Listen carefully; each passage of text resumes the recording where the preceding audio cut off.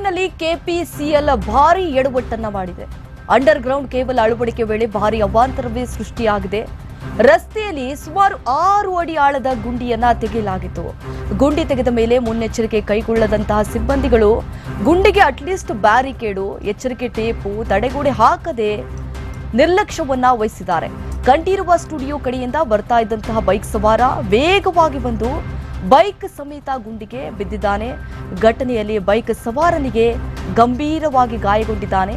ಸವಾರನನ್ನ ಮೇಲಕ್ಕೆತ್ತಿ ಆಸ್ಪತ್ರೆಗೆ ಸ್ಥಳೀಯರು ದಾಖಲಿಸಿದ್ದಾರೆ. ಗಾಯಾಳು ಬೈಕ್ ಸವಾರನ ಮಾಹಿತಿಯನ್ನ ಪೊಲೀಸರು ಕಲೆ ಹಾಕ್ತಿದ್ದಾರೆ. ರಸ್ತೆಯ ಒಂದು ಬದಿಗೆ ಬ್ಯಾರಿಕೇಡ್ ಅನ್ನ ಹಾಕಿರ್ತಾರೆ ಸಿಬ್ಬಂದಿಗಳು, ಇನ್ನೊಂದು ಬದಿಗೆ ಬ್ಯಾರಿಕೇಡ್ ಹಾಕದೆ ಹಾಗೆಯೇ ಬಿಟ್ಟಿರ್ತಾರೆ ಸಿಬ್ಬಂದಿಗಳು. ರಸ್ತೆ ಎದುರು ಬ್ಯಾರಿಕೇಡ್ ಇಲ್ಲದೆ ಖಾಲಿ ಇತ್ತು. ಹೀಗಾಗಿ ಏನು ಖಾಲಿ ಇದೆ ಬಿಡು ಅಂತ ಹೇಳಿ ವೇಗವಾಗಿ ಬಂದ್ಬಿಟ್ಟಿದ್ದಾನೆ. ಬಂದು ಹಳ್ಳಕ್ಕೆ ಬಿದ್ದಿದ್ದಾನೆ ಸವಾರ. ದೃಶ್ಯದಲ್ಲಿ ಗಮನಿಸ್ತಾ ಇದ್ದೀವಿ. ರಾಜಾಜಿನಗರ ಸಂಚಾರಿ ಪೊಲೀಸ್ ಠಾಣೆಯಲ್ಲಿ ಇದಕ್ಕೆ ಸಂಬಂಧಪಟ್ಟಂತೆ ಪ್ರಕರಣ ದಾಖಲಾಗಿರುವಂತದ್ದು. ಕೆಪಿಸಿಎಲ್ ಎಡವಟ್ಟಿನಿಂದ ಬೈಕ್ ಸವಾರ ಗುಂಡಿಗೆ ಬಿದ್ದಿದ್ದಾನೆ.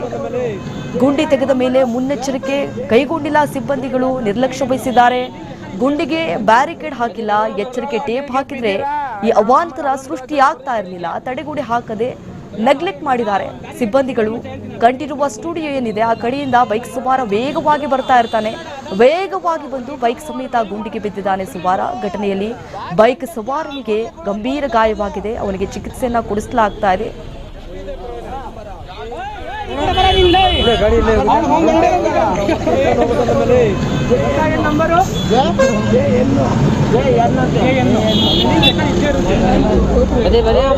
ನೀವಿಗೆ ಬಿದ್ದೀರಾ ನಮ್ಮ ಅದೊಂದು ಗ್ರಾಚಾರ ಬರ್ರಿ ಕಡೆಗೆ ಮಚ್ಚ ಒಂದು ಬ್ಯಾರಿಗೇಡ್ ಹಿಂಗೆ ಎಳೆಯೋ ಮಚ್ಚ ಹೇಳ್ತೀನಿ. ಬ್ಯಾರಿಗೇಡ್ ಗುರು ಒಂದಿಬ್ರು ಮೂವರು ಲೈವ್ ಮಾಡಿ ಬಿಡ್ರಿ ಗುರು. ಗಾಡಿ ಏನ್ ಗತ್ಯ ಅವ್ರು ಬರ್ಲಿ ಬಿಡು, ಪೊಲೀಸರು ಬರ್ಲಿ.